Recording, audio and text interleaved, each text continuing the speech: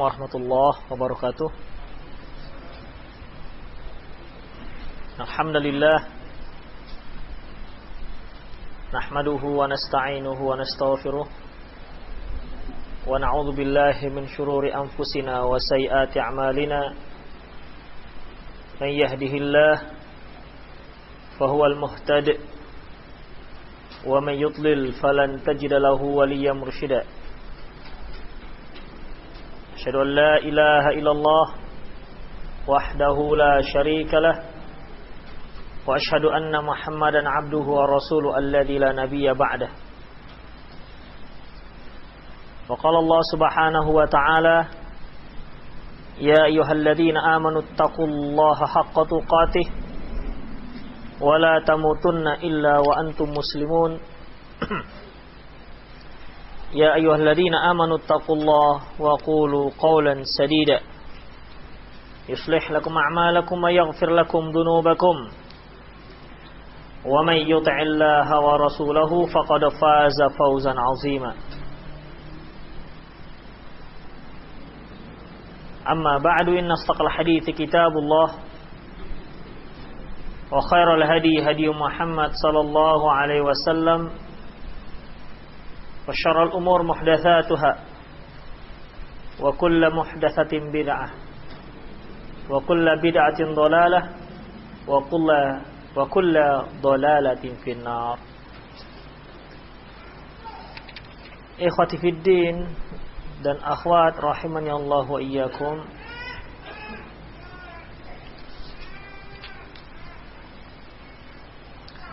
Pada kajian-kajian yang telah lalu kita telah bahas tentang sunnah-sunnah yang dilakukan oleh sepasang pengantin baru atau aris, di mana mereka melakukan beberapa hal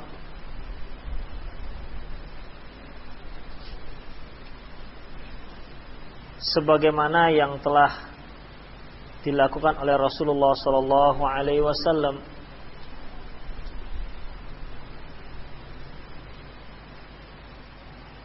Kemudian para ikhwah fillah rahimanallahu wa iyyakum, kita masuk pada bab yaitu masalah dandan.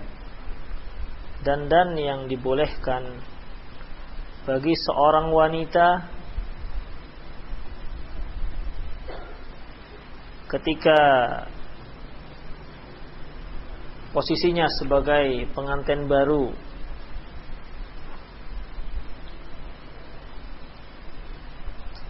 Yang dimaksud dengan dandan di sini tidak harus berhias saja, namun juga hal-hal yang mendukung masalah tersebut, seperti bersuci ataupun mandi dan hal-hal lainnya. Karena kalau kita lihat, kita katakan berhias, itu berkaitan dengan hiasan, artinya lebih cenderung pada wajah, menata wajah sedemikian rupa supaya terlihat lebih hidup, atau yang disebut dengan bermake up. Inilah lebih cenderung pada makna berhias. Namun berhias yang dimaksud dengan Islam memiliki makna yang lebih luas. Di antaranya yaitu mandi. Kalau untuk orang Indonesia mungkin satu perkara yang sudah lumrah. Jangankan dia sebagai pengantin baru, enggak pengantin baru pun dia mandi setiap hari. Apalagi dalam posisi Indonesia di mana wilayahnya wilayah tropis. Kalau ada pun yang malas mandi, itu merupakan satu tabiat yang sebenarnya lain daripada yang lain. Walaupun di dalam Islam tidak masalah kalau dia tidak mandi. Misalnya ada seorang yang punya jadwal mandi 3 hari sekali misalnya, ya sebenarnya nggak ada masalah selama tidak baunya itu tidak mengganggu orang lain.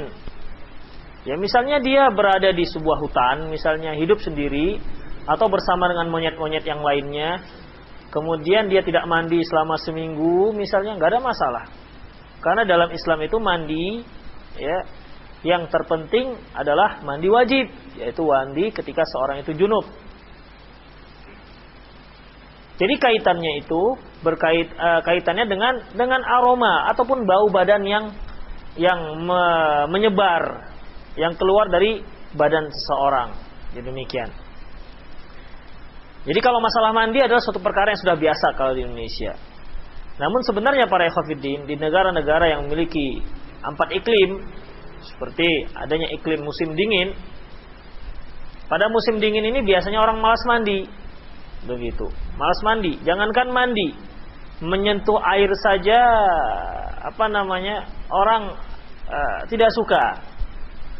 Oleh karena itu Rasulullah SAW menyebutkan dalam sebuah hadis bahwasanya iman, salah satu keutamaan iman, ya, ciri-ciri keimanan yang tinggi adalah seorang yang menyempurnakan wuduknya ketika dia tidak suka. Maksudnya ketika cuaca dalam keadaan sangat dingin. Nah, demikian. Para hafidin rahimallahu wa iyyakum, kalau kita lihat di negeri-negeri India misalnya, Pakistan dan seterusnya, ke negeri Timur Tengah sana, mereka memiliki 4 iklim. Oleh karena itu, kalau di antara mereka misalnya mandi hanya seminggu sekali, misalnya hanya pada hari Jumat saja, itu satu perkara yang sudah biasa. Ya, suatu perkara yang sudah biasa. Itu dalam hal tidak pengantin baru, ya. Seorang yang tidak pengantin baru saja, dia dianjurkan untuk senantiasa mandi, untuk menjaga, merawat, ya, badannya, terutama agar tidak mengeluarkan aroma-aroma yang tidak sedap. Tentunya lebih diutamakan lagi bagi pengantin baru, apalagi seorang wanita ketika dia bertemu dengan suami barunya, kemudian awal pertemuannya memberi si suami mendapat kesan bahwasanya si istrinya misalnya orang yang hobi jengkol misalnya.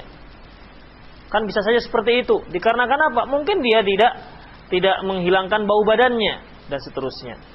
Oleh karena itu dianjurkan untuk mandi, ya, mandi, terutama bagi pengantin baru. Supaya apa? Supaya ya, si suami pun lebih betah. Untuk pertama sekali dia kenal, dia bertemu dengan sang suami. Tentunya kita itu ingin, ya, agar pertemuan kali itu merupakan pertemuan yang sangat berkesan selama hidup, kan begitu. Satu memori yang terindah dalam hidup, seharusnya kan begitu. Jangan sampai awal pertemuan itu merupakan akhir daripada perjumpaan, dikarenakan mungkin salah teknis ataupun ada perkara-perkara yang tidak disukai oleh sang suami. Jadi jadikanlah malam tersebut sebagai memori yang terindah dalam hidup Anda. Dan demikian. Kalau bisa bukan hanya malam itu saja, bahkan untuk malam-malam yang lainnya. Oleh karena itu para ikhwatiddin, di dalam Islam tidak ada yang namanya istilah honeymoon, bulan madu. Tidak ada dalam Islam bulan madu. Yang ada dalam Islam, seluruh seumur hidupnya itu semuanya madu. Begitu. Jadi mulai dia berumah tangga sampai akhir hayatnya bersama istrinya, semuanya madu. Begitu. Walaupun ada racunnya sikit-sikit, namun biasanya bisa terhilangkan dengan banyaknya manis madu yang telah dia cicipi. Oleh karena itu para ikhwatiddin rahimallahu wa iyyakum, bagi antum-antum nanti yang mau menikah begitu, tidak ada istilah madu. Tidak ada istilah bulan madu. Usahakan rumah tangga memang rumah tangga yang sakinah, yang tentram, yang mawaddah, penuh kasih sayang. Jadi seumur hidupnya mereka merupakan dalam keadaan berbulan madu. Tidak hanya sebulan, namun seumur hidup. Demikianlah target rumah tangga adalah rumah tangga seorang muslim. menjadikan kehidupannya semakin tenang bersama sang istri, dan sang istri pun semakin nyaman dengan sang suami yang dia kasihi. Para ikhwatiddin rahimallahu wa iyyakum, tentunya untuk membina rumah tangga seperti ini ada unsur-unsur yang faktor-faktor yang bisa memperkuat rumah tangga itu sendiri. Di antaranya tentunya penampilan, dan penampilan seorang itu akan lebih terlihat bagus, akan lebih terlihat rapi jika dia mandi. Makanya terlihat orang yang nggak mandi dengan yang sudah mandi. Yang hadir ini pun terlihat mana yang sudah mandi dan mana yang tidak mandi. Begitu. Biasanya kalau yang nggak mandi, belum mandi, bukan nggak mandi ya, agak terlihat sumuk begitu, kusut. Namun bagi yang sudah mandi terlihat lebih segar. Biasanya walaupun ada juga yang sudah mandi sama saja dengan nggak mandi terlihat. Ya. Namun biasanya para ikhwatiddin rahimallahu iyyakum.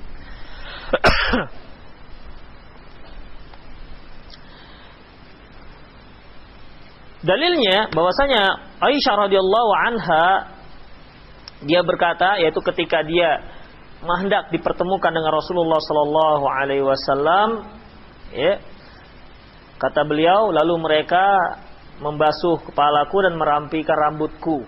Nah, demikian mengkeramasi. Kemudian para ikhwatiddin rahimallahu iyyakum,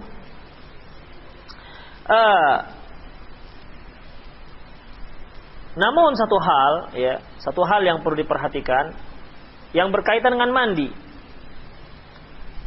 Seorang muslim ataupun muslimah tidak diperkenankan mandi bersama kecuali dengan suaminya. Kalau kita lihat di tengah-tengah masyarakat muslim, kalau ada dua orang sahabat kental, baik dua orang sahabat itu laki-laki ataupun sama perempuan, itu biasanya kurang menjaga aurat. Mereka sana kemari bersama karena sahabat dekatnya. Biasanya juga mandi bersama, ya. Ini biasanya juga terjadi di kalangan para santri-santri. Kenapa? Karena tempat mandinya satu, begitu, atau tempat mandinya terbatas. Maka mereka mandi bersama. Para ikhwatiddin rahimallahu wa iyyakum, mandi bersama itu boleh, namun harus menjaga auratnya, karena antara seorang laki-laki dengan laki-laki lain itu ada batasan aurat. Demikian juga antara seorang wanita dengan wanita lain ada batasan auratnya. Kecuali jika seorang istri mandi dengan suaminya, itu tidak ada batasan aurat. Nah, demikian. Bahkan ini sangat dianjurkan bagi seorang yang sudah punya istri. Sangat dianjurkan di sini dengan maksud untuk membina kasih sayang di antara mereka, karena Rasulullah SAW juga pernah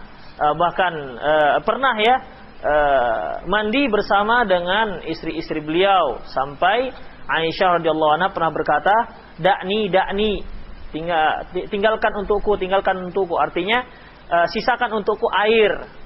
Ya, sisakan untukku air. Demikian para ikhwatiddin. Jadi bagi yang sudah berumah tangga, silahkan mandi bersama dengan istrinya, tapi jangan dibawa anaknya. Anaknya biar emaknya yang mandikan.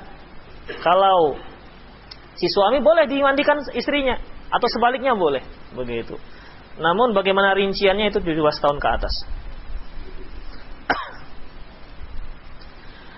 Para ikhwatiddin rahimallahu wa iyyakum. Rasulullah sallallahu alaihi wasallam bersabda dalam sebuah hadis yang diriwayatkan oleh Imam Ahmad. Kata beliau, "Man kana yu'minu billahi wal yawmil akhir fala yadkhulannal hammam bighairi izarin." Barang siapa yang beriman kepada Allah dan hari akhirat, janganlah dia masuk ke pemandian tanpa izar, tanpa kain sarung. Artinya tanpa menutup aurat. Kalau kita lihat pemandian-pemandian umum, ya di mana-mana, baik di Medan, di mana-mana, itu tidak ada yang namanya memperhatikan menutup aurat, kan begitu. Baik perempuan, baik laki-laki, apalagi perempuan. Kan nggak ada antum melihat salah seorang akhwat masuk ke pemandian Paradiso misalnya, atau Selayang, kemudian dia datang pakai jilbab lengkap menyemplung ke dalam kolam. Nggak ada. Bahkan nggak dibolehkan, kamu ngapain keluar? Karena peraturan si punya pemandian itu harus pakai baju-baju tertentu dan ini tidak dibolehkan. Ya, tidak dibolehkan. Nah, apalagi di situ adanya percampuran antara laki-laki dan perempuan. Nah, begitu. Kalau di paradiso ini biasanya laki-lakinya seringnya nongkrong di atas, mengamati situasi bawah. Nah, begitu pengalaman yang sudah ada. Jadi para ikhwatiddin rahimallahu wa iyyakum, jelas masuk tempat seperti ini diharamkan, tidak dibolehkan. Di samping di situ terjadi buka-bukaan aurat, apalagi antara laki-laki dan wanita. Demikian juga antara sama laki-laki. Terkadang antara sama laki-laki, laki-laki saja kok sama-sama punya pedang. Begitu. Tidak memperhatikan apakah auratnya terbuka atau tidak. Ini tidak dibolehkan, sama saja. Haram hukumnya seorang itu melihat aurat laki lain. Nah, demikian. Ya biasanya pergi sama-sama rekreasi antar sama laki-laki, antar ikhwan biasanya. Biasanya ini kebiasaan ikhwan. Sama-sama ikhwan pergi rekreasi ke sebuah pantai atau sungai begitu. Mandi sama-sama. Nah, di situ jarang sekali memperhatikan apakah auratnya terbuka atau tertutup. Misalnya dia pakai baju basahan. Begitu dia naik dari air, nggak tahu dia bahwasanya pinggang celananya itu sudah berada di bawah pusat. Terlihat pusarnya, apa yang di bawah pusat juga terlihat. Begitu. Ini membuka aurat. Demikian juga terbuka faahanya. Tidak dibolehkan. Para ikhwatiddin rahimallahu wa iyyakum. Demikian juga para akhwat. Kadang-kadang kan ada akhwat dan biasanya memang akhwat. Artinya mereka punya jadwal tertentu, misalnya mandi di sebuah kolam. Dan charter misalnya kolam tertutup atau di sebuah pantai yang hanya mereka saja, tidak campur dengan laki-laki. Kalau sudah seperti ini terkadang juga tidak memperhatikan aurat. Nah, demikian, ya. Kalau orang-orang awam apalagi kan begitu para ikhwatiddin rahimallahu wa iyyakum. Makanya Rasulullah SAW menyebutkan barang siapa yang beriman kepada Allah dan hari akhirat, maka janganlah dia masuk pemandian tanpa izar. Ya, tanpa izar, tanpa kain sarung. Ya, kalau saya sarankan bagi para akhwat, tak usahlah di pemandian-pemandian umum atau mandi-mandi sama-sama. Ya, mandilah di rumah masing-masing begitu. Ya, karena sangat riskan sekali para ikhwatiddin rahimallahu wa iyyakum kalau kondisi seorang akhwat. Ya, kalau kondisi akhwat di tempat pemandian umum. Nah, demikian. Oleh karena itu Rasulullah SAW juga menyebutkan dalam sebuah hadis yang diriwayatkan oleh Imam Abi Daud dan Tirmizi, "Ma min imra'atin takhla'a thiyabaha fi ghairi baitiha illa hatakat ma bainaha wa bainallahi ta'ala." Siapa saja wanita yang membuka pakaiannya di selain rumahnya kecuali dia telah merobek tirai antara dirinya dengan Allah Subhanahu wa taala. Mengapa demikian para ikhwatiddin?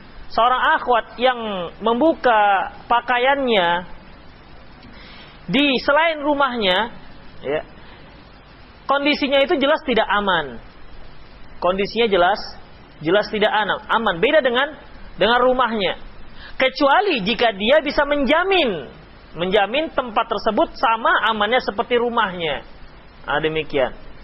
Di mana tidak ada yang melihat auratnya misalnya. Ataupun kalau mereka mandi bersama-sama, aurat mereka tidak akan terlihat.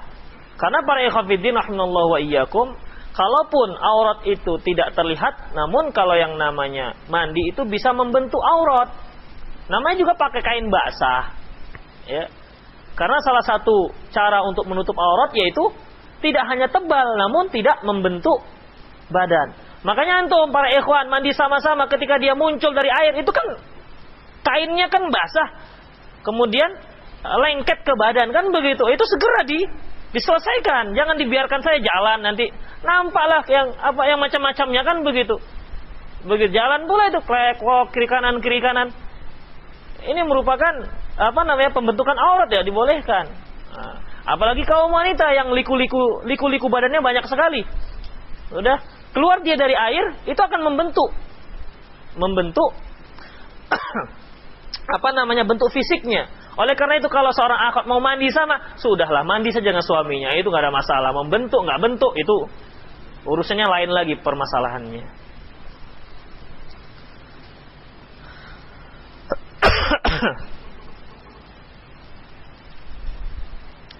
Kemudian para ikhwatiddin rahimanallahu wa iyyakum, ya.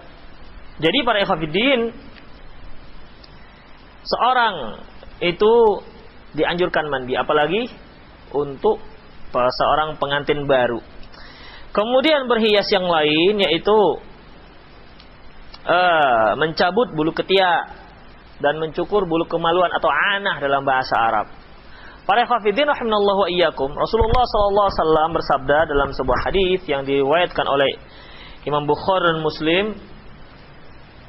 Rasulullah SAW bersabda, al-fitratu khamsun atau khamsatun minal fitrah. Perkara fitrah itu ada 5 atau 5 perkara fitrah. Pertama yaitu al-khitan, berkhitan. Khitan merupakan satu perkara yang fitrah. Kemudian al-istihdad, mencukur bulu kemaluan. Wa natful ibd, mencabut bulu ketiak.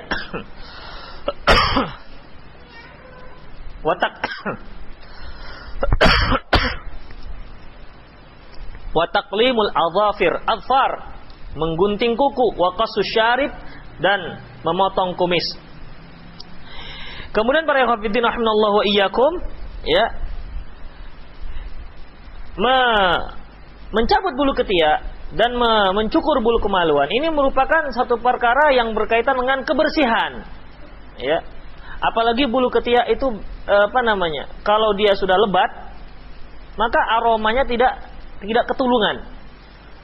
Artinya akan berkumpullah di situ berbagai kotoran-kotoran karena tempatnya tertutup, ya, tempatnya tertutup, terkepit, kemudian keluar dari sana kotoran.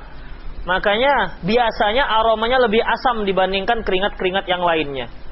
Oleh karena itu untuk membersihkannya ya, dengan cara mencabut bulu ketiak. Kalau nggak sanggup, boleh mencukur. Yang terbaik adalah dengan mencabut, karena terkadang kesulitan seorang itu untuk mencabut.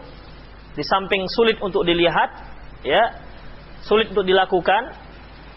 Ya, kemudian dia mencukurnya itu dibolehkan. Nah, demikian. Kemudian bulu-bulu atau rambut yang tumbuh di sekitar kemaluan, ini diperintahkan Rasulullah SAW untuk dicukur. Nah, begitu. Enggak disuruh untuk mencabut, karena jarang orang mencabut. Tentunya berkaitan dengan mungkin rasa sakit dan seterusnya. Nah, demikian para ikhwatiddin rahimanallahu wa iyyakum. Ini semua untuk kebersihan.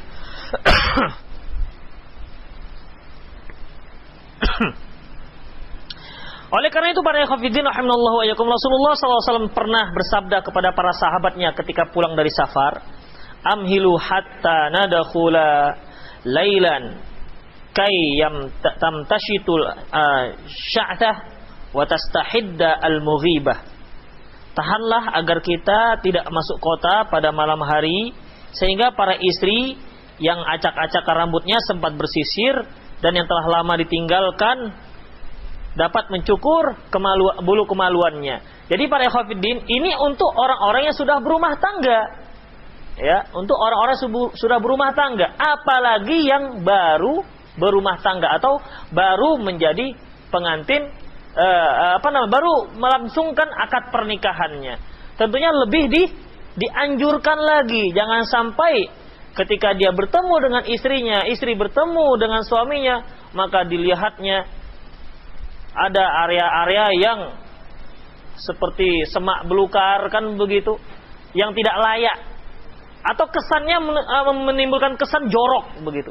Ini istri kok jorok, rupanya yang dipermak itu hanya wajahnya saja, yang lainnya tidak pernah dirawat. Nah, demikian, ya. Para hafidhin rahimallahu iyyakum, oleh karena itu, ya, seorang yang berumah tangga saja, si istri dianjurkan untuk memperhatikan hal-hal seperti ini. Nah, demikian. Apalagi seorang pengantin baru. Kemudian para ikhwatiddin, menggunting kuku. Menggunting kuku juga merupakan perkara fitrah. Kalau kita lihat para ikhwatiddin, banyak di antara muslimah-muslimah yang membiarkan kukunya panjang. membiarkan agak setengah senti atau agak 3 mili, dibiarkan panjang dan dibentuk sedemikian rupa. Kalau tahun 90-an bentuknya agak dilonjongkan, kalau sekarang dipetakkan. Ya, bentuk ujung kuku dipetakkan, namun tetap namanya dibiarkan panjang. Dan ini tidak dibolehkan dalam Islam. Ya, tidak dibolehkan dalam Islam. Ada lagi dia tidak memanjangkan dua-dua, dia memanjangkan sebelah kiri saja. Dia katakan karena yang sebelah kanan dipakai untuk makan, yang kiri enggak, maka dipanjangkanlah. Dia enggak tahu ketika dia istinja pakai apa. Bagaimana ketika istinja kemudian nempel di ujung kukunya itu yang kuning-kuning itu. Tentu hal ini akan membuat kotor kan begitu. Islam menyuruh, memerintahkan untuk memotong kedua-duanya. Tidak hanya kiri. Ada lagi yang hanya memelihara jempolnya, kuku jempol, induk jari, ibu jari, dipelihara begitu. Mungkin dia mengambil trennya Gatot Kaca, ya, dan tidak dibolehkan para ikhwatiddin, ya. Jadi tren-tren ataupun berpenampilan dengan membiarkan kuku panjang itu tidak dibenarkan di dalam Islam. Bahkan Rasulullah Shallallahu Alaihi Wasallam menyebutkan dalam sebuah hadis dari Anas bin Malik yang diriwayatkan oleh Imam Muslim, "Wuqita lana fi qasis syarib." Nabi SAW memberikan kami batas waktu untuk memotong kumis, wa taqlimul azfar, dan untuk memotong kuku, wa natful ibd, dan mencabut bulu ketiak, wa halqul anah, mencukur bulu kemaluan, alla tatrukuhu aktsar min arba'ina lailah. Tidak boleh dibiarkan lebih daripada 40 hari. Ya, tidak boleh dibiarkan lebih dari 40 hari. Jadi 40 hari adalah waktu yang maksimal. Ya, misalnya seorang itu nggak sempat, saking sibuknya bekerja, tidak sempat membersihkan badannya, tidak sempat mencukur bulu ketiaknya, tidak sempat merapikan kumisnya misalnya, ya, maka batas maksimal adalah 40 hari. Setelah itu dia harus menyelesaikan seluruh permasalahan dirinya. Demikian juga kuku, kan begitu. Kalaupun dia ternyata tidak sempat untuk memotong kukunya, maka jangan sampai lebih daripada 40 hari. Itulah batasan waktu yang ditetapkan oleh Rasulullah Sallallahu Alaihi Wasallam. Demikian.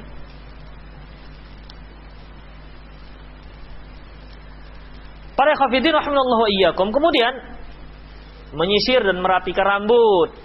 Ya, menyisir dan merapikan rambut. Rasulullah Sallallahu Alaihi Wasallam bersabda dalam sebuah hadis yang diriwayatkan oleh Imam Abi Daud, "Man kana lahu sya'run falyukrimhu." Barang siapa yang punya rambut, hendaklah dia muliakan. Kita lihat bagaimana Rasulullah SAW cara merawat rambut. Beliau senantiasa pakai minyak rambut.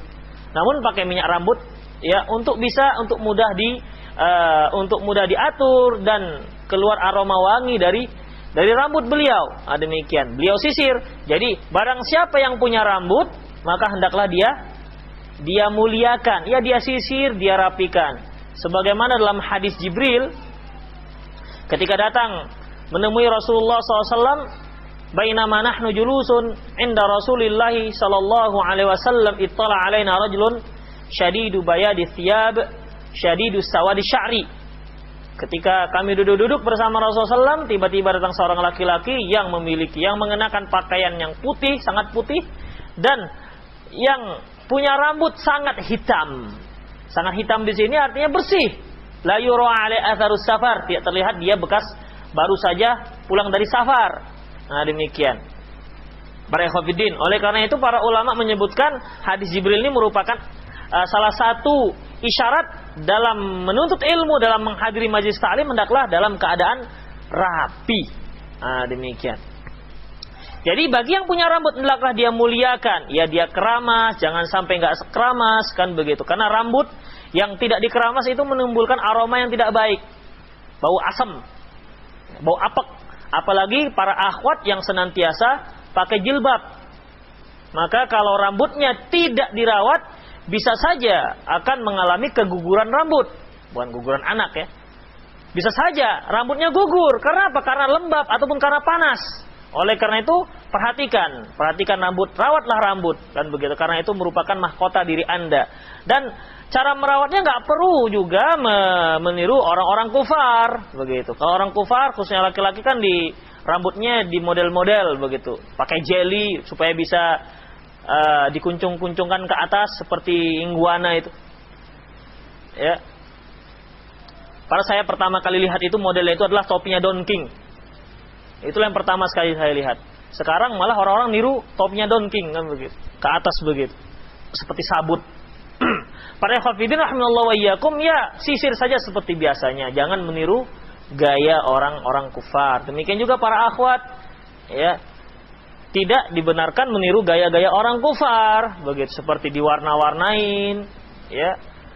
Atau para ikhwatiddin rahimallahu wa iyyakum, dikeriting. Ya, dikeriting. Rambutnya lurus, kemudian dibuat keriting-keriting. Ya. Apalagi sekarang itu seorang wanita tidak bisa mengkeriting rambutnya kecuali pergi ke salon. Sementara salon itu tempat umum. Ada juga yang melakukan itu laki-laki. Laki-laki setengah perempuan. Biasanya yang bergerak di bidang persalonan. Begitu. Jadi ini tidak dibolehkan pergi ke sana. Demikian para ikhwatiddin rahimallahu iyyakum. Jadi bagi yang punya rambut hendaklah dia rawat. Ya, carilah sampo yang cocok, ya, yang untuk merawat rambut. Nah, demikian ini dianjurkan dalam Islam. Jadi Islam itu sebenarnya agama yang bersih. Agama yang bersih. Ya. Kebersihannya sudah diterapkan oleh Rasulullah SAW dan Rasulullah mengajarkan para sahabatnya untuk hidup bersih. Sebenarnya yang hidup kotor itu adalah orang-orang non-muslim dahulu, bukan orang-orang Islam. Makanya Rasulullah pernah berkata, "Nazifu afniyatakum fa innal yahud la yunazifun." Bersihkan halaman kalian, karena orang-orang Yahud enggak pernah membersihkan halamannya. Rasulullah menganjurkan para sahabat jangan tiru orang Yahud. Berarti orang Yahudi dulu orang yang jorok. Ya. Sekarang aja yang pura-pura bersih. Ya, sekarang mereka bersih, kemudian bahkan ditiru-tiru oleh kaum muslimin gaya mereka. Para ikhwatiddin, Islam itu sudah punya agama yang jelas yang menganjurkan kita tetap untuk hidup bersih. Kemudian Rasulullah SAW pernah melihat seorang laki-laki yang rambutnya acak-acak. Rambutnya acak-acakan. Kemudian kata Rasulullah, "Amakana yajidu hadza ma yusakkinu bihi sya'ruh?" Sya'rah, tidakkah orang ini mendapat sesuatu yang dapat merapikan rambutnya? Nah, demikian. Jadi dalam Islam tidak boleh rambut itu diacak-acak. Apalagi dijadikan sebagai model. Kan model sekarang itu sudah disisir, pakai jeli kok diacak-acak kan begitu. Nah, begitulah dia pergi ke dengan percaya dirinya ke kantornya, ke tempat kuliahnya, ke sekolahnya begitu. Dia acak-acak bagian atas ini sehingga naik semua seperti landak itu. Begitu. Rasulullah menyuruh mensisir, bukan untuk diacak-acak. Ya. Rasulullah memerintahkan untuk disisir, dirapikan, bukan untuk diacak-acak. Nah, demikian. Mungkin Allahu a'lam bishawab sekarang itu terjadi pergeseran. Pergeseran rasa. Pergeseran rasa dan pergeseran nilai. Sesuatu yang diacak-acak dilihat bagus. Ya. Sesuatu yang dirapikan dengan sempurna dianggap sudah kuno, tidak laku. Sekarang model acak-acak. Nah, demikian. Saya nggak bisa membayangkan bagaimana kalau adat seperti ini, budaya seperti ini terimbas pada kaum wanita. Jadi model diacak-acak rambutnya begitu. Seperti kera gitu kan, diacak-acak. Nah, begitu kan jelek juga. Namun bukan tidak mungkin pada suatu ketika itu akan terjadi. Sebagaimana dulu kita nggak suka dengan rambut acak-acak, sekarang malah rambut acak-acak itu menjadi mode. Semakin kita nggak suka dengan melihat orang yang rambutnya berdiri begitu, dibuat macam iguana seperti itu, ya. Dulu nggak suka kita, sekarang malah itu dijadikan sebagai mode. Terjadi pergeseran nilai para ikhwatiddin. Makanya Rasulullah menyuruh untuk merapikan rambutnya. Kemudian para ikhwatiddin rahimallahu wa iyyakum,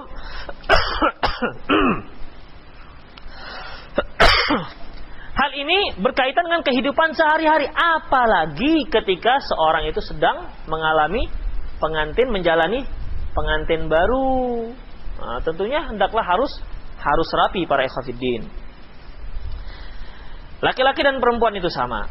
Kemudian memakai wangi-wangian, ya.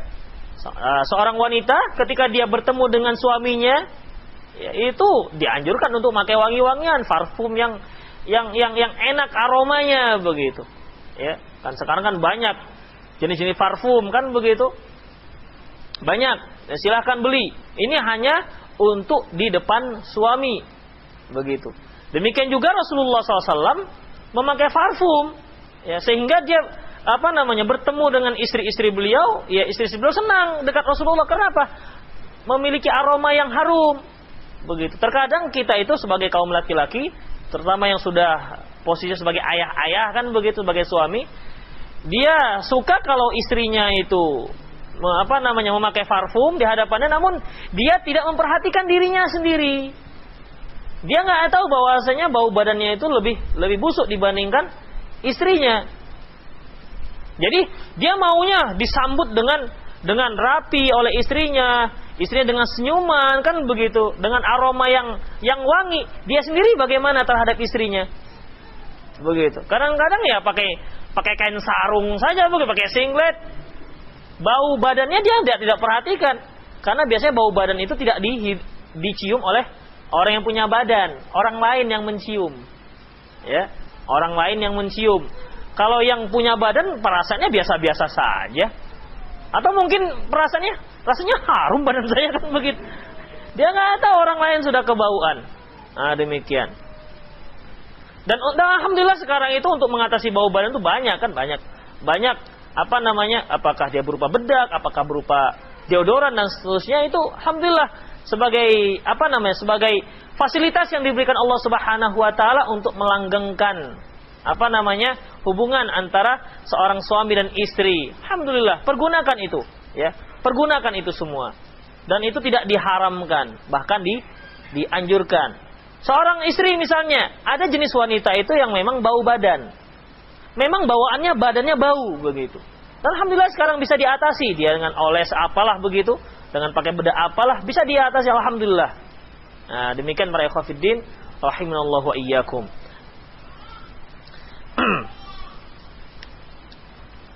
Dan Rasulullah SAW menyebutkan, ya, wangi-wangian yang paling baik adalah wangian kasturi. Abul Aswad Ad-Du'ali pernah berpesan kepada putrinya ketika dia baru menikah. Apa katanya? Janganlah engkau mengambil apa yang ada padanya kecuali kelembutan, dan ketahuilah bahwasanya sebaik-baik parfum adalah air. Sebaik-baik parfum adalah air, artinya sering-sering mandi, begitu, agar tidak mengeluarkan bau badan. Kemudian para hafidin, mengenai berhias tadi itu ada batasan-batasannya. Apalagi bagi kaum wanita yang memiliki insting lebih kuat dalam berhias. Beda dengan laki-laki, ya. Wanita itu lebih kuat instingnya untuk berhias dibandingkan kaum laki-laki. Makanya para ikhwatiddin yang lebih banyak nongkrong di depan kaca itu kaum perempuan. Laki-laki jarang lama-lama nongkrong depan kaca. Lama tengoknya, kecuali kalau lagi sedang puber, ya. Kalau sedang puber biasanya lama juga. Tengoknya ada jerawat yang muncul, rasanya nggak enak dilihat orang sekampung, padahal nggak ada yang lihat dia. Namun demikian, ya, demikian. Para ikhwatiddin, intinya, ya, insting untuk berhias itu lebih banyak ada pada kaum wanita. Oleh karena itu syariat membatasi kaum wanita. Membatasi, jangan sampai berhias itu diperuntukkan pada hal-hal yang tidak dibenarkan. Batasan pertama yaitu ia tidak menampakkan perhiasan tersebut di hadapan laki-laki yang bukan mahramnya. Begitu. Dan sekarang ini ya merupakan sudah terjadi kebalikannya. Seorang wanita itu lebih senang berhias di depan yang bukan mahramnya, begitu. Ya, makanya para ikhwatiddin rahimallahu wa iyyakum, apakah dia seorang gadis, apakah dia seorang istri, biasanya lebih banyak berhias ketika dia mau keluar rumah, begitu. Ketika mau keluar rumah, tidak di rumah. Seharusnya dia malah lebih banyak berhias di rumah dibandingkan keluar rumah, begitu. Para ikhwatiddin rahimallahu wa iyyakum. ya. Karena inti daripada berhiasnya seorang istri itu hanya untuk suaminya, bukan untuk orang lain. Terkadang ada juga seorang akhwat itu berhias supaya dilihat oleh akhwat yang lain. Begitu. Wah, selama seminggu sudah semakin putih. Kan ada begitu. Ya, ini juga sebenarnya tidak dibenarkan. Karena berhias itu sebenarnya hanya untuk suami. Demikian. Oleh karena itu kalau kita lihat muslimah-muslimah yang ada di pasar-pasar, apakah dia yang jualan, ya, jualan-jualan di kaki lima, mereka berlomba itu dengan membeli berbagai macam obat-obatan, olesan-olesan, apakah lotion, apakah powder dan lain-lainnya, itu supaya berlomba supaya untuk menjadi putih begitu. Itu diperlihatkan kepada yang lain. Demikian. Makanya ada berlomba untuk membeli yang dari yang murah sampai yang mahal-mahal begitu. Ada yang begitu dioleskan memerah wajahnya. Memerah. Kenapa? Untuk mengelupaskan pigmen-pigmen kulit wajah begitu. Begitu terkelupas nggak muncul lagi. Akhirnya rusak wajahnya. Makanya insting seperti itu hanya ada di seorang wanita. Karena mereka yang lebih besar perhatian terhadap perhiasan. Beda dengan laki-laki. Beda dengan laki-laki. Laki-laki itu bisa lebih cuek dengan yang namanya dengan yang namanya berhias dan seterusnya. Paling ya sekedarnya saja demikian. Kemudian para ikhwatiddin rahimanallahu wa iyyakum. Afwan, tadi ada yang ketinggalan. Berhias itu bagi kaum wanita yaitu boleh pakai inai dan boleh pakai celak. Boleh pakai inai dan boleh pakai celak. Demikian. Itu yang boleh dilihat. Ya, boleh yang dilihat oleh orang lain. Demikian para ikhwatiddin. Jadi pertama tidak diperlihatkan kepada yang bukan mahramnya. Kemudian tidak berhias dengan perhiasan yang diharamkan. Tidak berhias dengan perhiasan yang diharamkan sebagaimana yang nanti akan kita jelaskan. Kemudian tidak menambahkannya perhiasan tersebut kepada non muslim. Para ikhwatiddin. Di sini terjadi khilafiyah di antara para ulama. Apakah seorang wanita muslimah boleh memperlihatkan auratnya, perhiasannya kepada wanita yang bukan muslim, seperti yang wanita Kristen misalnya atau orang Yahud, begitu. Para ikhwatiddin rahimanallahu wa iyyakum. Khilafiyah ini berasal dari firman Allah Subhanahu wa taala, ya.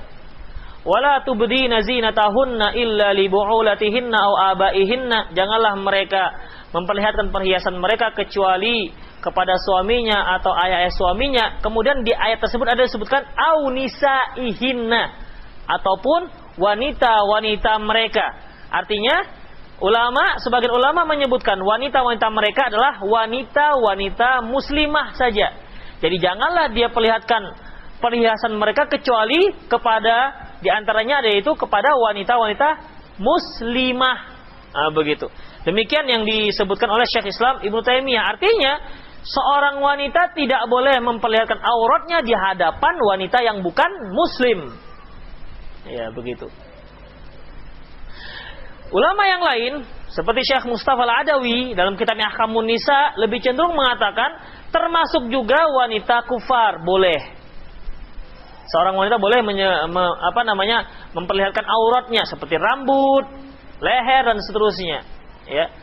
Mengapa demikian para ikhwatiddin rahimanallahu wa iyyakum?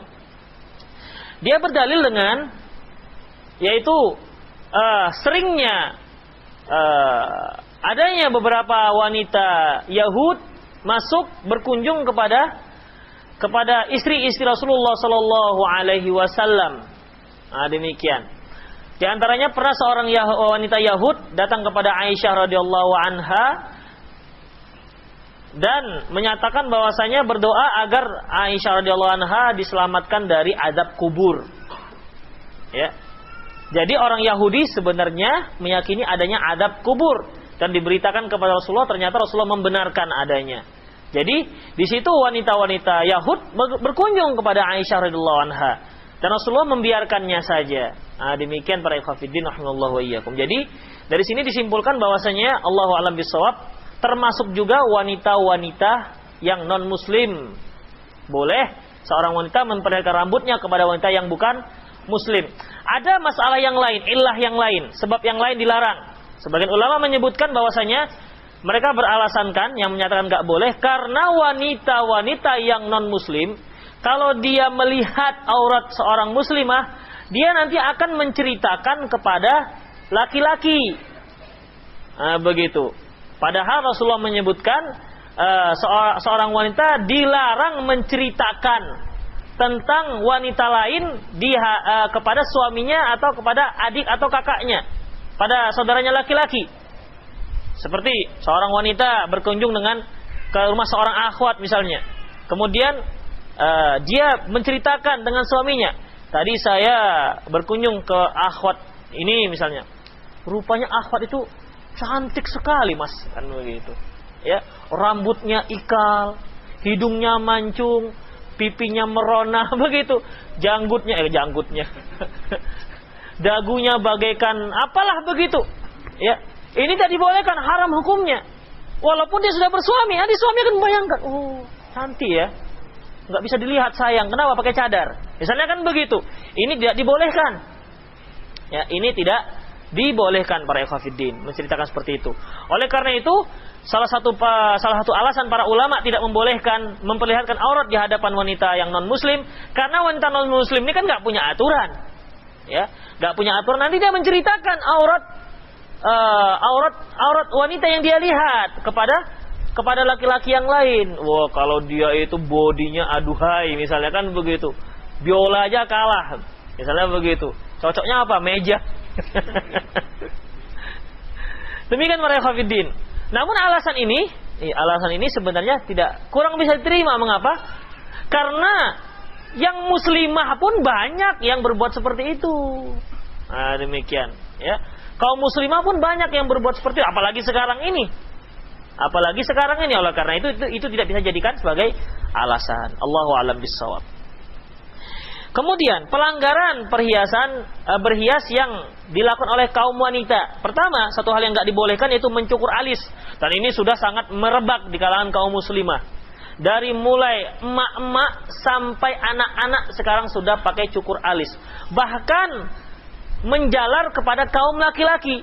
Hanya saja kaum laki-laki itu dia tidak membuat tipis alisnya, tapi ujung alisnya ini dicukur, jadi agak sedikit naik ke atas seperti Pak Raden punya itu. Antum pernah melihat alisnya Pak Raden? Pak Radennya unyil. Nah, begitu. Saya masih ingat waktu SD dulu. Nah, agar alisnya itu agak naik. Kalau yang laki-laki yang melakukan para ikhwatiddin, mereka kena dua. Pertama, kena tidak bolehnya mencukur ataupun mencabut bulu alis. Yang kedua, mereka telah menyerupai kaum wanita. Nah, demikian. Biarkanlah alis itu tumbuh ala kadarnya. Kecuali jika memang alis tersebut tumbuh tidak terkontrol. Tumbuh begitu panjang. Ya. Apakah ada para ikhwatiddin, terutama yang sudah orang tua ada seperti itu. Jadi alis itu panjang, bisa panjang. Silakan potong. Begitu. Dipotong. Alhamdulillah kan antum nggak ada yang alisnya nggak terkontrol kan begitu. Semuanya sesuai dengan cukup kondusif lah kita katakan gitu. Namun para ikhwatiddin yang namanya mencukur alis itu sudah banyak dilakukan oleh kaum wanita sekarang. Ya. Bahkan tidak hanya mencukur, alisnya itu dia habis dimatikan sama sekali nggak tumbuh. Kemudian diganti dengan apa? Tato. Dia kena dua. Pertama, kena dilaknatnya seorang yang mentato dan yang ditato, kemudian yang mencukur alis. Demikian para ikhwatiddin rahimallahu wa iyyakum. Makanya para ikhwatiddin, Rasulullah SAW bersabda, la'anallahu al-washimah wal mustaushimah. Allah melaknat, bukan hanya sekedar diharamkan, Allah melaknat wanita yang mentato dan yang meminta ditato. Kalau laki-laki yang membuat, berarti laki-laki itu menyerupai perhiasan wanita. Dia kena dua. Karena pada dasarnya mentato itu adalah perhiasan untuk kaum wanita. Ya, itu untuk kaum wanita. Nah, sekarang malah sudah menjalar kepada kaum laki-laki. Kalau kaum laki-laki bahkan bisa jadi saya katakan dia menjadi tiga. Pertama apa?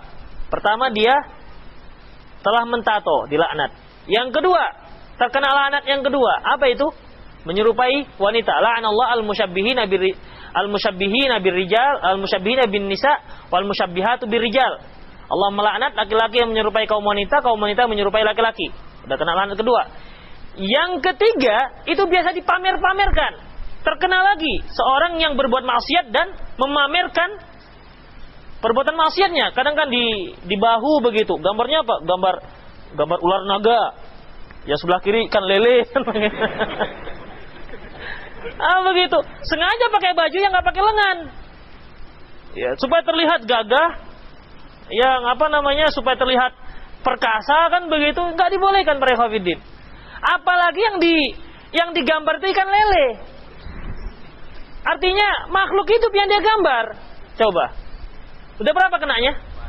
4. Mentato, tasyabuh, kemudian pamer terhadap perbuatan maksiat.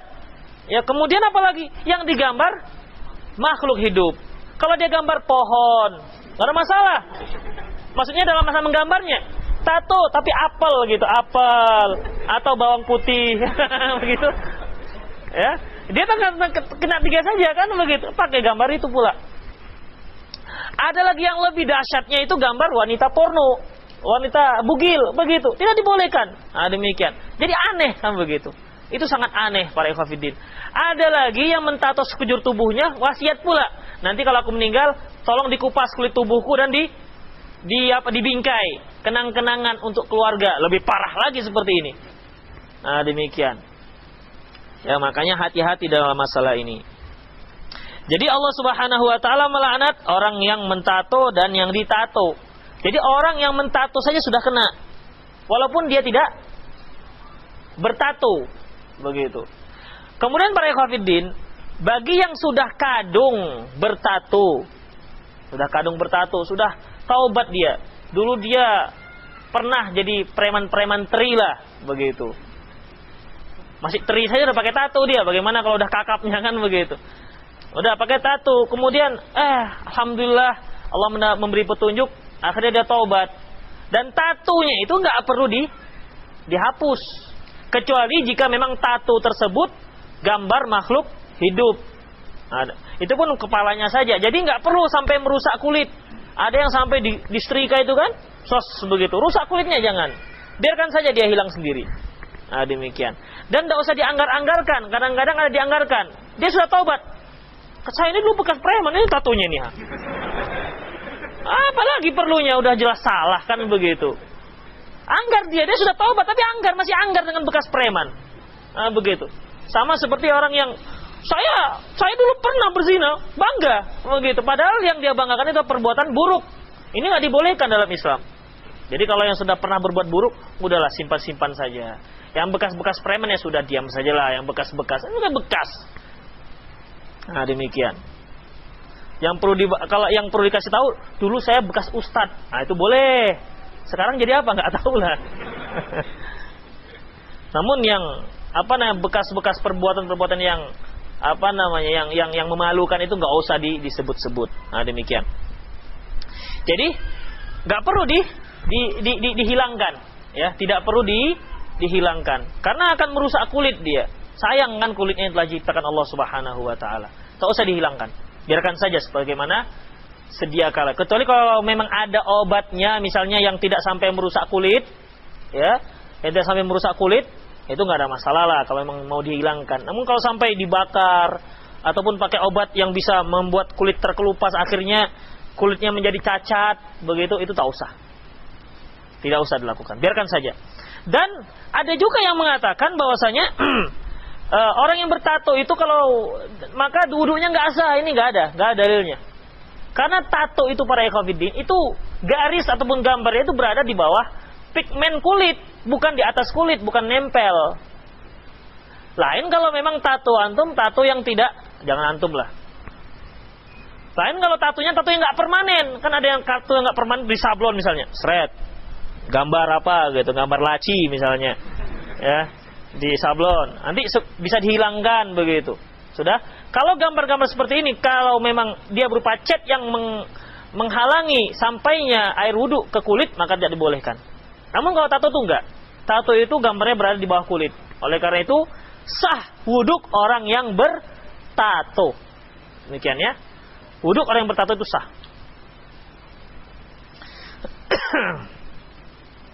Kemudian wal mutanammisat, dan wanita yang mencukur bulu alis. Ya, wanita yang mencukur bulu alis. Terkadang seorang wanita itu merasa risih dengan alisnya. Alis saya kok kayak gini ya, kan begitu. Dia kepinginnya alisnya itu agak lentik begitu kan begitu. Dia ingin alisnya itu bagaikan semut beriring. Sementara yang dilihat sekarang seperti lembu yang beriring. Jadi dia nggak suka, kepinginnya seperti semut yang beriring begitu. Jadi rapi, ya, di model, bisa dilukis begitu. Akhirnya yang keluar dari lukisan dicabut, cet, nggak dibolehkan, terlaknat. Ya, dilaknat oleh Allah Subhanahu Wa Taala. Tapi Pak Ustadz kan cantik, iya cantik sih cantik, tapi daripada dilaknat, nah demikian. Kemudian wal mutafallijat lil husni al mughayyirati khalqallah, dan mengkukur gigi, ya, mengikir gigi agar terlihat cantik dan merubah ciptaan Allah. Nah demikian. Kalau sekarang itu nggak tren menggigir gigi ya. Kalau sekarang nggak tren, namun dulu itu tren. Artinya seorang yang punya gigi mungkin nggak tertib giginya, nggak teratur. Satu agak panjang, ada pendek begitu kan. Maka dikikir supaya rata, landai dia. Nah, begitu. Ada yang seperti ini tidak dibolehkan.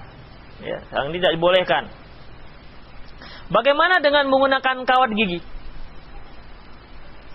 Karena itu giginya nggak teratur ini, satu agak ke depan, satu ke belakang begitu. Maka pakai kawat gigi supaya dia teratur, didesak ke dalam begitu. Atau yang tumbuh gigi agak congor gitu sedikit, ya, maka dipakai kawat supaya didesak ke dalam supaya agak rata. Bagaimana? Boleh nggak?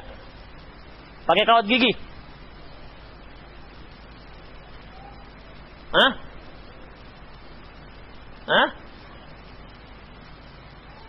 Nggak tahu tuh. Kalau antum tahu, lama lah sudah. Memakai kawat gigi itu nggak ada masalah para ikhwatiddin, ya. Gak ada masalah, karena apa? Karena dia memperbaiki susunan.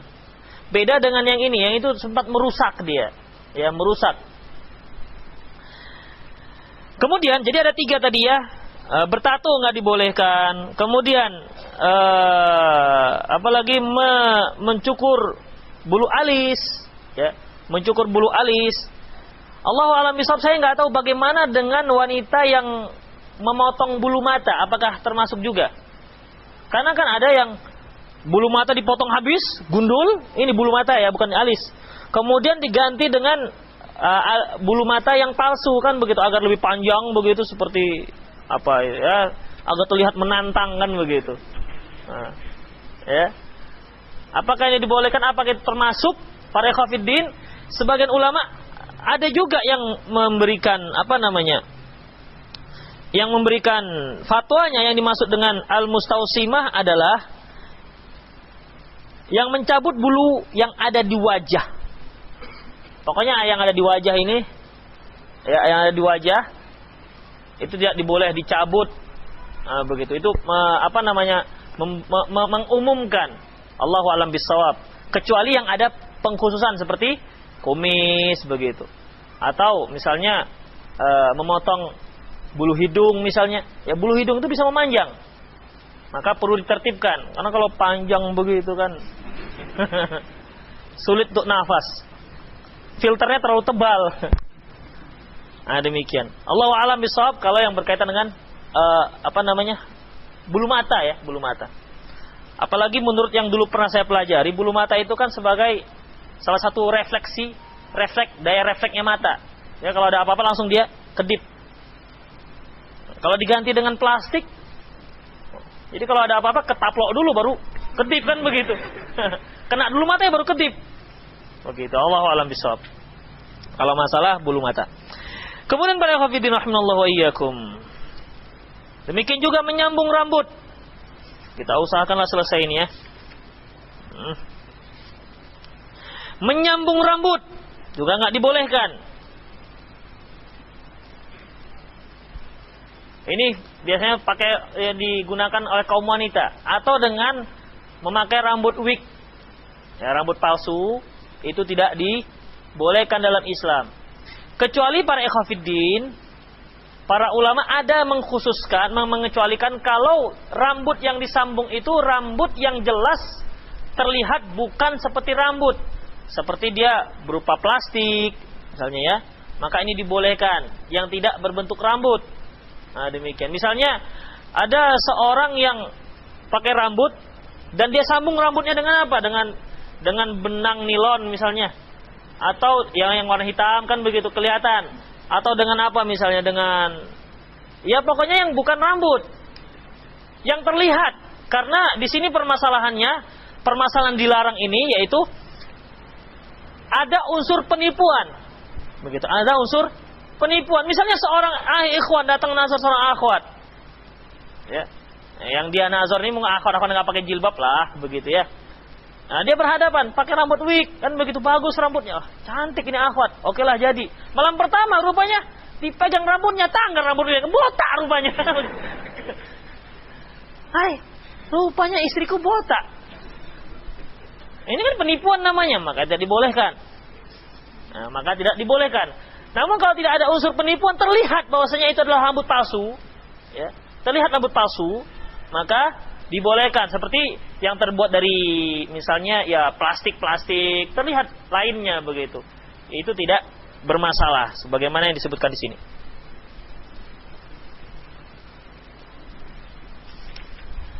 Kemudian para ikhwatiddin, perhiasan yang dilarang juga yaitu memanjangkan kuku ya, tadi telah kita singgung, dan apalagi mewarnai kuku dengan apa namanya, dengan cat-cat kuku itu atau kutek ya, kutek tidak dibolehkan. Karena apa? Pertama menyerupai orang kufar, yang kedua apa namanya menghalangi terkenanya kuku dengan air wudu. Makanya kutek itu tidak dibolehkan oleh para ulama. Begitu ya. Sekarang itu malah lebih aneh, ada yang pakai kutek itu warna hitam, sehingga nggak bisa dibedakan mana kuku manusia dengan kuku beruang. Beruang itu kan kukunya hitam. Itu dijadikan tren oleh para akhwat sekarang. Nah, demikian. Allahu a'lam bishawab, sekarang itu beredar inai, bentuk inai yang bisa macam-macam warnanya. Bisa warnanya hitam. Dia katanya inai, Allahu a'lam apakah itu inai atau tidak. Nah, demikian. Namun jelasnya yang berupa cat. Cat itu kan ada kuasnya, ya. Itu tidak dibolehkan. Nah, demikian para ikhwatiddin rahimallahu wa iyyakum. Namun kalau yang nama inai masih dibolehkan. Kemudian memakai parfum di di hadapan laki-laki yang lain yang bukan mahram. Rasulullah SAW menyatakan ayyuma imra'atin ista'tarat famarrat biqaumin liyajidu rihaha fahiya zaniyah. Siapa saja wanita yang memakai wangian lalu ia melewati satu kaum agar kaum tersebut mencium aroma wanginya, maka wanita itu pelacur, kata Rasulullah. Nah, sekarang berapa banyak pelacur? Ya.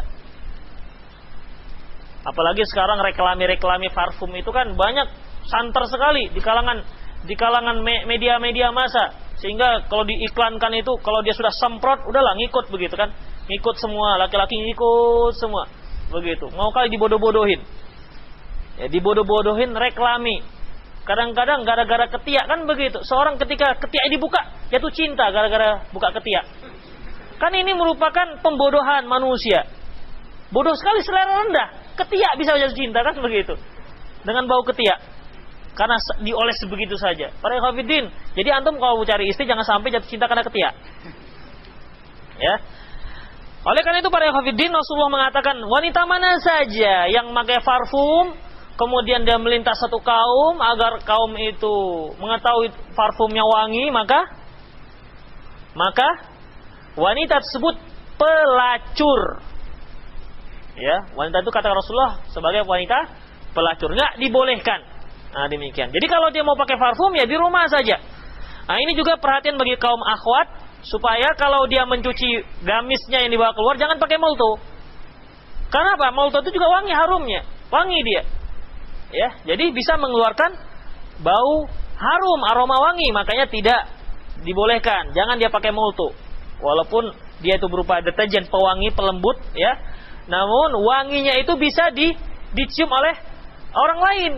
Ya misalnya dia pakai jilbab panjang yang sudah dipakai molto ataupun pewangi-pewangi kain yang lainnya, melintas di dekat seorang ikhwan kan mau ngaji masjid dakwah dengan kelebatan jilbabnya kan wangi. Seorang ikhwan yang masih lajang kan dia tergetar juga hatinya. Wangi, kan begitu. Aroma wangi. Siapakah dia sebenarnya? Kan begitu. Demikian. Karena yang lajang-lajang ini dia agak sensitif dengan seorang akhwat. Biasanya begitu. Yang sudah berumah tangga ada juga yang seperti itu. Kemudian para hafidhin rahimallahu wa iyyakum. Rasulullah SAW juga bersabda, ayyuma imra'atin asabat bahuran fala tashhad ma'ana al-isya al-akhirah. Siapa saja wanita yang memakai wangi-wangian maka jangan dia hadir salat isya bersama kami. Artinya dia di rumah saja, jangan coba-coba datang ke masjid. Demikian. Kemudian para hafidhin rahimallahu wa iyyakum, ya kita tuntaskan saja ini buku kecil ini. Kemudian tadi berkaitan dengan wanita, sekarang kan pria. Apa dandan yang nggak dibolehkan pria? Pria itu biasanya kalau dia sebelum nikahnya itu pakai jenggot, kalau dia mau nikah, perhatikan. Biasanya agak dipotong dikit ujungnya begitu, atau dibiarkan agak 1 senti dirapikan begitu. Dia merasa nggak pede dengan jenggotnya, nggak tahu deh bahwasanya yang pakai jenggot itu nampak lebih wibawa. Coba tanya akhwat kalau nggak saya antum. Ya. Terlihat lebih garang kan begitu, ya kan akhwat? Jadi jangan khawatir dengan adanya jenggot. Jenggot itu merupakan ciri kelaki-lakian seorang laki-laki. Begitu. Pembeda antara laki-laki dengan kaum wanita. Demikian. Jangan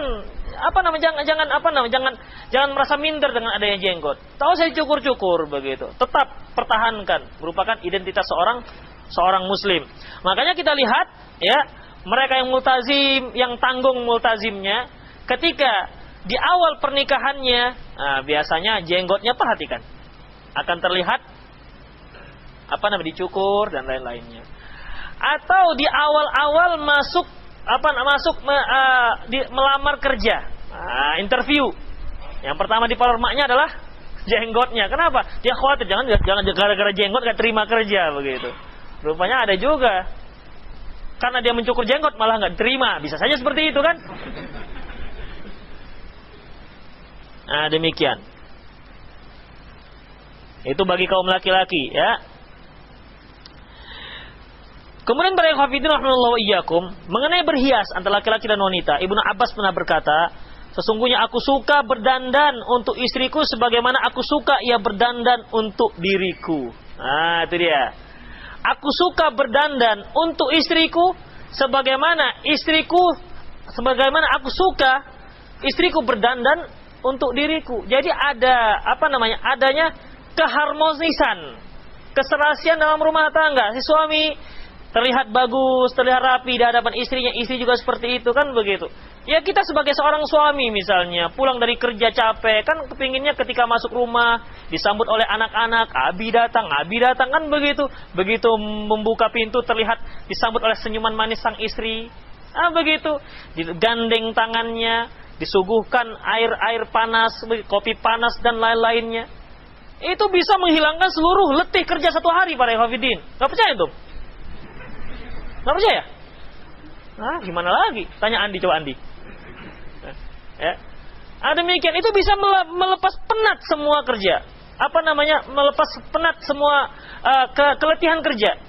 Walaupun nanti si anak kecil misalnya datang, abi datang misalnya kemudian minta gendong. Gendong ini kan membuat kita capek. Namun masalahnya bukan masalah capeknya itu, tapi kehangatan antara kita seorang ayah dengan anak begitu. Gendong itu bisa, walaupun kita menggendong punya beban, namun itu bisa melepaskan semua keletihan, kepenatan aktivitas kita sehari-hari.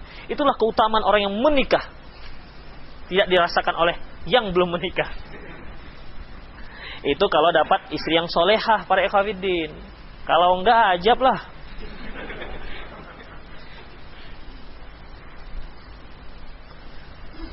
Kemudian para ikhwatiddin rahimallahu iyyakum,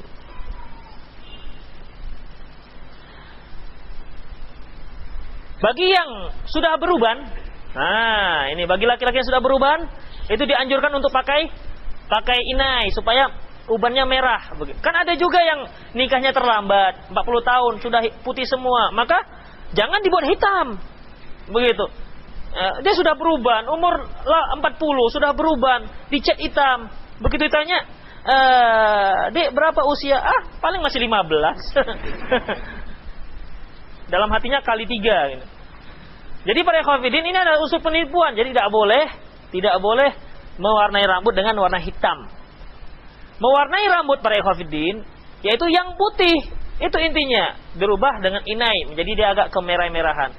Jadi intinya syariat tersebut yaitu sebagaimana sabda Rasulullah yang menyuruh untuk mewarnai rambut yang putih, ya, karena menyelisih orang Yahudi. Jadi yang uban, bukan yang hitam dirubah jadi yang putih. Kan ada sekarang, apakah itu akhwat, apakah itu ikhwan, dia pakai rambutnya masih hitam, namun ada sekelompok rambutnya itu diputihkan begitu, apa bagian depan ataukah di dekat telinga, begitu diputihkan. Ini tidak dibolehkan, terbalik dia. Ya.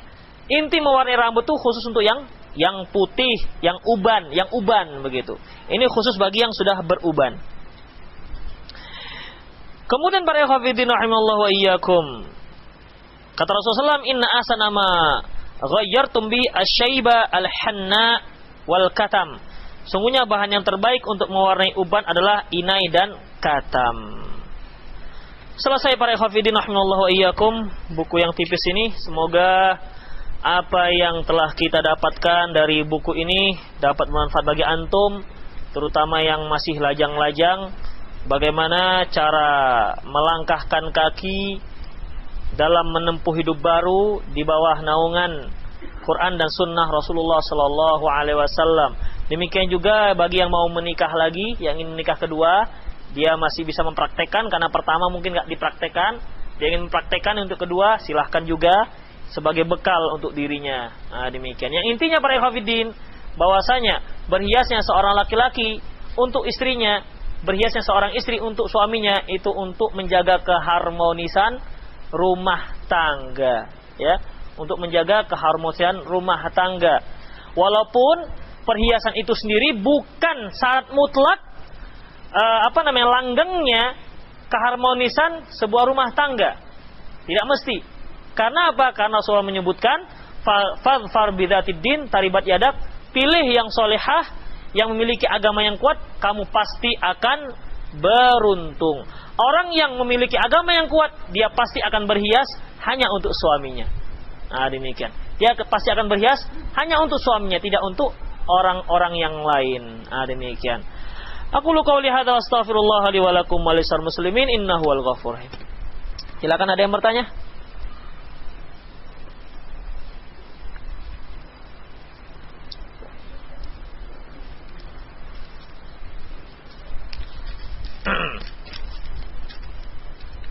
Nah, apa? Habis baterai. Tes. Ada ya? Alhamdulillah. Yahdikumullah. Ana mau tanya bagaimana sebaiknya sikap kita diundang ke acara walimah yang mengandung kemungkaran atau tidak syar'i. Mungkin ini maksud seperti ada keyboard gitu ya. Ya, antum hadir saja pada saat-saat keyboardnya sedang istirahat. Biasanya itu habis maghrib begitu. Kan masalahnya bagaimana kalau begitu makan keyboardnya muncul lagi, kan begitu. Nah, intinya ya para ikhwatiddin, kalau kemungkaran yang demikian itu bisa dipilih-pilih waktunya. Kalau nggak bisa dipilih ya sudah, nggak usah datang. Karena Rasulullah mengatakan la yajlisu fil majlisi yudaru fil khamar. Tidak boleh duduk seorang di majelis yang di sana diedarkan khamar, artinya maksiat, suatu kemaksiatan. Makanya kita tidak boleh duduk di sebuah majelis di mana majelis tersebut majelis yang ada maksiatnya. Karena kalau kita duduk di majelis yang ada maksiatnya, maka kita dianggap sama seperti yang duduk di sana. Itu sebagaimana sabda Rasulullah, seorang yang mendiamkan kemungkaran, dia adalah setan yang tuli dan bisu. Nah, demikian. Kecuali antum hadir, begitu habis makan, kemudian naik ke pentas, Bapak, Ibu-ibu, Rasulullah SAW bersabda. Nah, begitu. Ceramah agak 15 menit. Udah. Oleh karena itu ini haram, Bapak, Ibu-ibu, udah bubar sajalah. Gimana?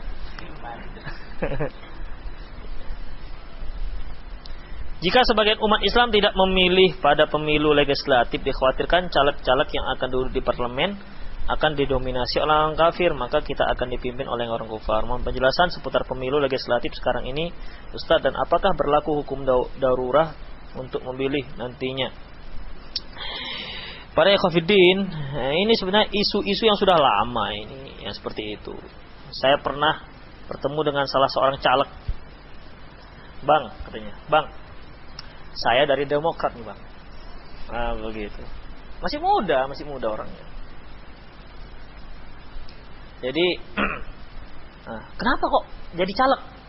Memang nggak cukup kerjaan hari-hari, begitu. Gini, Bang, karena kalau kita nggak mencalonkan, nanti orang-orang kufar yang mencalonkan. Begitu. Jadi, apa yang mau saya buat? Ya pilih saya, kan begitu. Pilih saya. Jangan pilih orang kafir. Para ikhwatiddin, rahimanallahu wa iyyakum. Antum jangan khawatir. Ya. Jangan khawatir. Tidak memilihnya antum itu bukan berarti tidak calon-calon legislatif tuh calon-calon legislatif nggak ada yang muslim. Jangan khawatir. Mengapa demikian? Memang secara logika kasat matanya kan begitu. Kalau umat Islam tidak memilih seluruhnya, berarti yang terpilih adalah orang Kristen. Kan begitu. Itu kalau logikanya itu berdasarkan pemilihan umum seperti ini. Saya yakin kalau seandainya kaum muslimin tidak memilih semuanya, maka sistem pemilihan caleg tidak seperti ini. Nah, demikian para ikhwatiddin. Ya. Sama seperti ketika Abu Bakar radhiyallahu anhu mengirim pasukan Usamah bin Zaid menuju Syam, di mana pasukan ini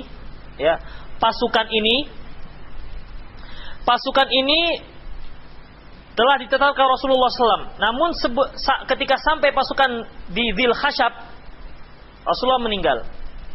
Kemudian orang-orang yang berada di sekitar Madinah itu murtad.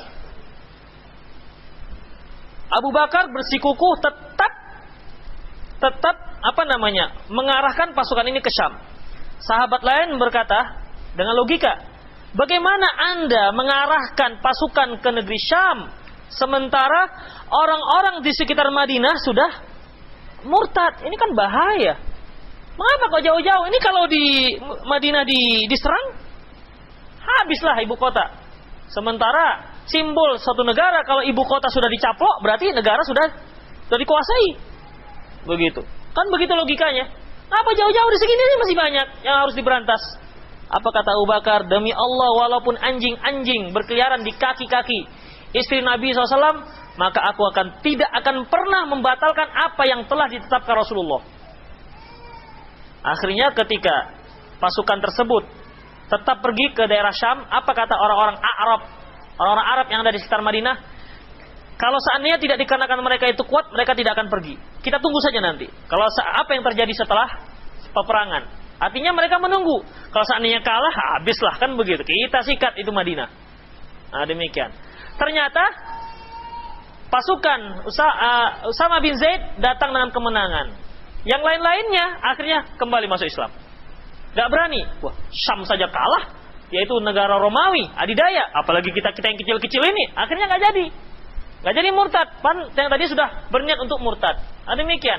Kan logikanya tadi seperti itu. Mengapa kok ke yang jauh dikirimin, di sini saja banyak yang mau murtad? Begitu. Nah, demikian para ikhwatiddin. Jadi para ikhwatiddin, ya, dengan tidak memilih itu tidak berarti yang naik akan muncul adalah orang kufar. Karena apa? Antum jangan menyaksikan para orang-orang yang sudah di atas. Bagaimanapun mereka itu menyalahi ataupun menyalahi hukum syariat, fasiknya, namun saya yakin fanatisme agamanya itu tetap ada. Ya. Fanatisme agamanya tetap ada. Terbukti ketika terjadi peristiwa protap, begitu. Ternyata pejabat-pejabat itu muncul fanatik agamanya, fanatik Islamnya, kan begitu. Sampai yang nggak pernah berbicara Islam mulai berbicara tentang Islam, seperti Surya Paloh, kan begitu. Ini kalau nggak diselesaikan maka terjadi SARA misalnya. Jadi jangan antum kira yang di atas itu orangnya sama sekali fasik, tidak ngerti Islam sama sekali, enggak. Tetap ada fanatik Islamnya. Antum perhatikan, kaum muslimin kalau diseru untuk jihad, misalnya ada satu orang-orang non muslim misalnya menyerang satu kampung. Kalau diseru jihad, kampung ini kampung Islam. Kalau di situ diserukan jihad, ya, jangankan orang-orang yang sholat, yang nggak sholat pun dia bersedia mati untuk itu. Begitu. Ya, jadi jangan khawatir. Akan tetap saja ada orang yang mencalonkan dirinya menjadi caleg. Nah, demikian. Jangan khawatir.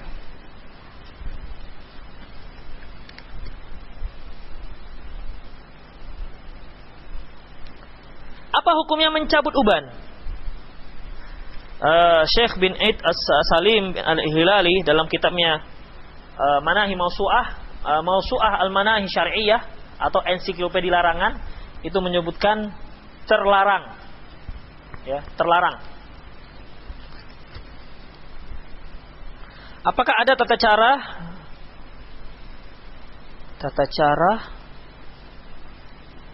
apa ini ya?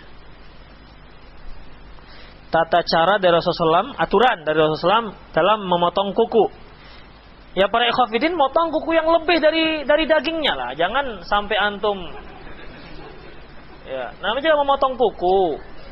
Antum motong sesuai dengan sampai ya pas pinggir dagingnya begitu. Jangan sampai dagingnya dikorek juga, dilepas ya, nggak seperti itu.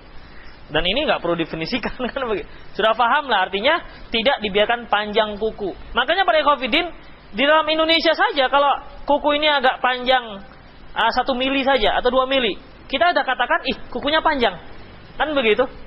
Ya, sudah dikatakan kukunya panjang. Jadi kuku panjang itu tidak harus seperti Gatot Kaca begitu, tidak harus seperti 30 cm, 20 cm, enggak seperti itu dikatakan panjang. Berlebih saja dia dari tempat batas tumbuh daging itu sudah dikatakan panjang. Minimal jangan sampai dia tumbuh lebih daripada 40 hari kemudian tidak dipotong. Itulah dia batasnya. Bagaimana motongnya? Ya dipotong saja pakai apa yang bisa. Pakai apa yang bisa? Pakai potong kuku, pakai silet.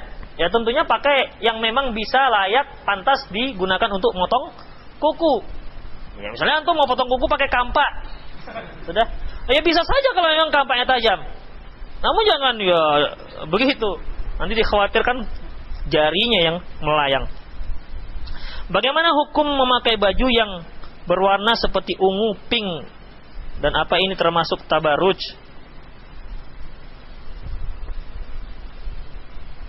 Ini siapa maksud? Apa laki-laki atau maksudnya perempuan ini?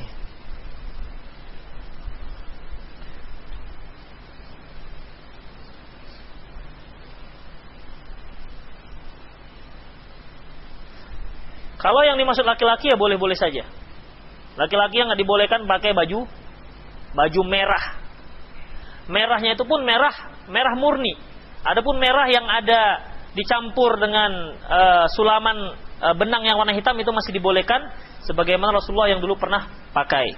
Namun merah menyala murni itu tidak dibolehkan. Itu yang dibolehkan. Atau kuning, ya kuning kunyit itu tidak dibolehkan karena itu pakaian wanita. Mohon penjelasan mengenai perhiasan melingkar bagi wanita, apakah memang benar ada larangannya? Para ikhwatiddin rahimallahu iyyakum, yang berpendapat ini adalah Syekh Albani rahimahullah yang menyatakan wanita nggak boleh pakai emas yang melingkar. Artinya setiap melingkar, apakah gelang, kerabu, anting-anting, cincin, apalagi yang melingkar, kalung, ya. Namun para ikhwatiddin, ya, beliau berdalilkan dengan ketika seorang sahabat datang kepada Rasulullah, kemudian kata Rasulullah, apakah kamu mau lehermu dilingkarkan dengan api neraka?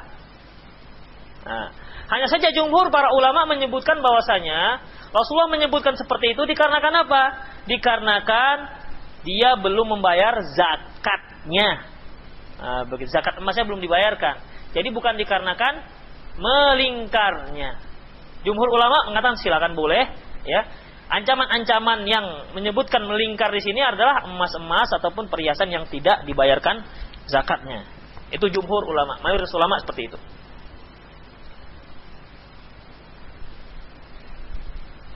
Sekarang lagi ngetren menggunakan inai seperti budaya orang India. Mehdi, yaitu inai yang diukir di atas kulit. Bagaimana? Ya, sebenarnya yang seperti ini itu sudah lama di negeri India, Pakistan dan seterusnya. Itu sudah lama. Makanya kalau di India, di Pakistan itu para ikhwatiddin, kalau hari raya biasanya yang gadis-gadis itu dilukis tangannya. Bunga-bunga begitu, dilukis pakai inai. Bahkan ada stempelnya. Di stempel, kemudian di stempel di telapak tangan, begitu, bunga mawar, begitu. Di tangannya ini dilukis-lukis atau kaki itu dilukis-lukis, ya. Itu yang berlaku di sana. Para khafidin rahimallahu wa iyyakum, inai seperti ini, ya. Inai yang dimaksud para khafidin, Allahu a'lam bishawab, yaitu yang ada di kuku. Yang selebihnya itu tidak boleh dipertunjukkan kecuali kepada yang mahram. Demikian, ya. Tidak boleh ditunjukkan seperti yang kecuali untuk di depan, di hadapan mahram. Allahu a'lam bishawab. Adapun di kuku itu enggak ada masalah. Demikian. Itu bagi pendapat yang menyatakan wanita boleh memperlihatkan wajah dan telapak tangan. Bagi yang tidak berpendapat boleh semua tubuh wanita itu aurat, maka jelas tidak dibolehkan. Demikian.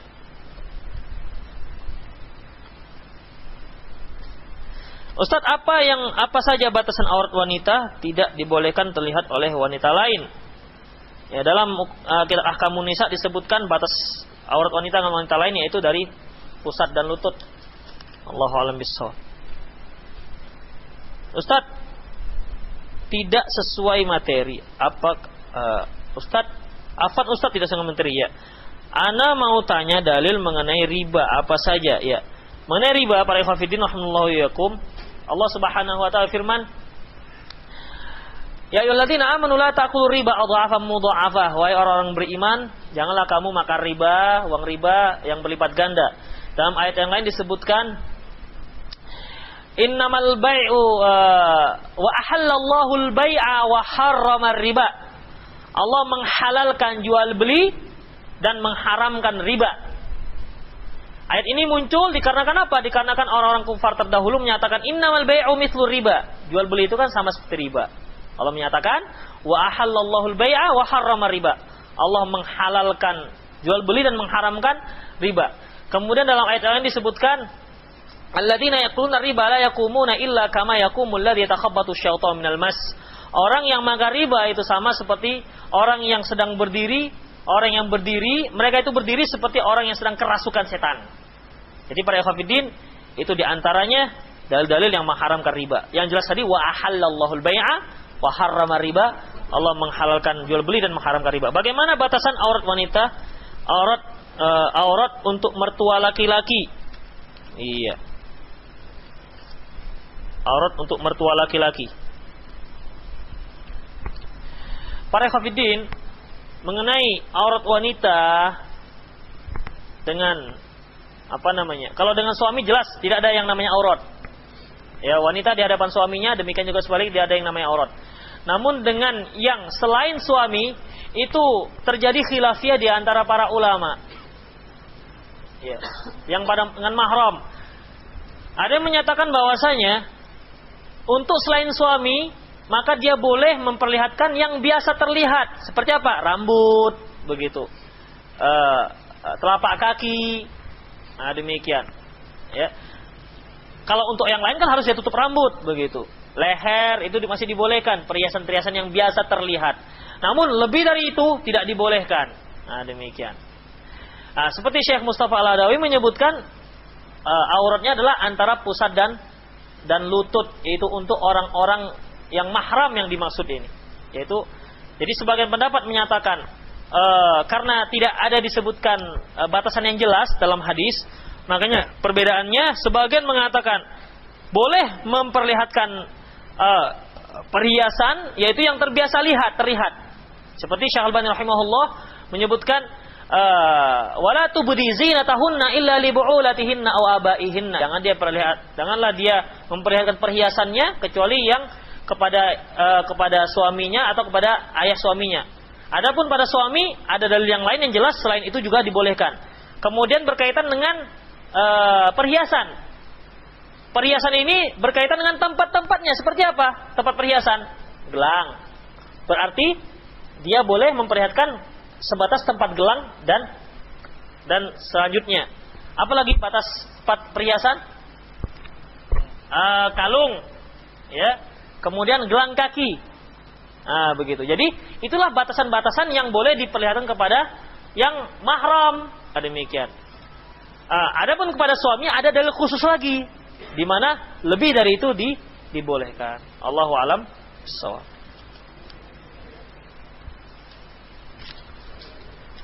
Ya, bentar lagi nih Pak. Saya mau tanya, gigi seorang ada yang kecil-kecil, ada yang besar-besar, bahkan ada yang tidak tumbuh giginya sebahagian. Masa ada orang yang sudah tua nggak tumbuh gigi?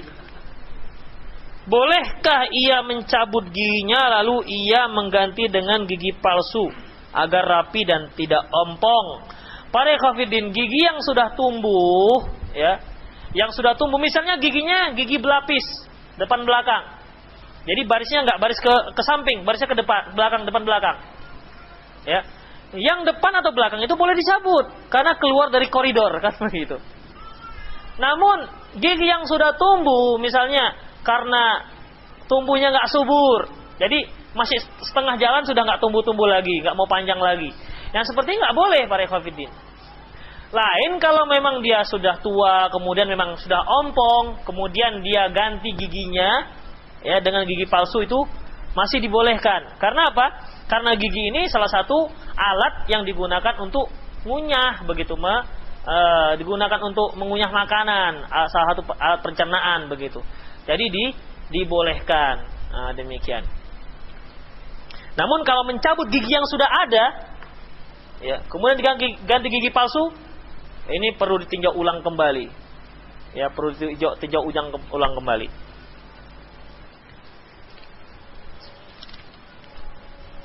Ustadz, apa hukum puasa pada hari Jumat atau hari Sabtu? Rasulullah SAW bersabda dalam hadis yang diriwayatkan oleh Imam Bukhari, di mana isinya Rasulullah melarang puasa hari Jumat kecuali dia puasa satu hari sebelumnya atau satu hari setelahnya. Proses yang haram menghasilkan yang halal. Ustadz, ada subhat yang beredar, proses yang haram menghasilkan yang halal. Maksudnya orang Salafi tidak ikut pemilu karena haramnya demokrasi, namun ketika pemimpin hasil pemilu itu sudah terpilih, orang Salafi taat juga kepada pemimpin terpilih tersebut. Salafi mengakui pemimpinnya. Bagaimana jawab Ustaz? Para ikhwatiddin, siapa bilang enggak ada dalil? Ya.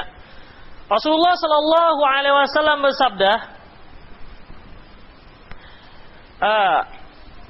usikum bittaqwallah. Ini hadis Irbad bin Sariyah. Aku wasiat kepada kalian untuk bertakwa kepada Allah. Wasam'a wat ta'ah. Mendengar dan taat. Wa in ta'ammaru 'alaikum 'abdan habasyian. Walaupun yang memimpin kalian adalah seorang hamba dari negeri Ethiopia. Perhatikan. Ya. Syarah hadisnya, mengapa hamba dari Ethiopia juga disuruh kita taat? Padahal di dalam Islam syarat untuk menjadi khalifah adalah seorang yang Quraisy dan yang merdeka. Begitu, Quraisy dan merdeka. Mengapa tiba-tiba Rasulullah menyebutkan, kok tiba-tiba orang hamba, kemudian dia dari negeri Habasyah? Tentunya ini tidak lain dan tidak bukan kecuali dia berhasil merebut kekuasaan tersebut dari yang berhak, yaitu yang Quraisy dan yang merdeka. Paham maksudnya? Sekali lagi, antum perhatikan. Salah satu syarat seorang khalifah Islam yaitu dia orang yang merdeka dan yang dari suku Quraisy. Perhatikan, dari suku Quraisy itu yang paling berhak. Kemudian Rasulullah menyebutkan, saya wasiatkan kepada kalian supaya taat dan patuh walaupun yang memimpin kalian seorang hamba dari negeri Habsyah. Mengapa kok tiba-tiba muncul seorang hamba dari negeri Habsyah? Berarti hamba ini telah berhasil, ya, berhasil menguasai kekuasaan. Telah berhasil mencaplok kekuasaan. Karena apa? Karena sebenarnya dia hamba dan dia dari orang Ethiopia tidak berhak menjadi seorang khalifah, tidak memenuhi syarat. Mengapa dia bisa? Berarti dia dapati mungkin dikarenakan dengan jalan kekerasan. Boleh nggak kita memberontak pada pemerintah? Nggak boleh.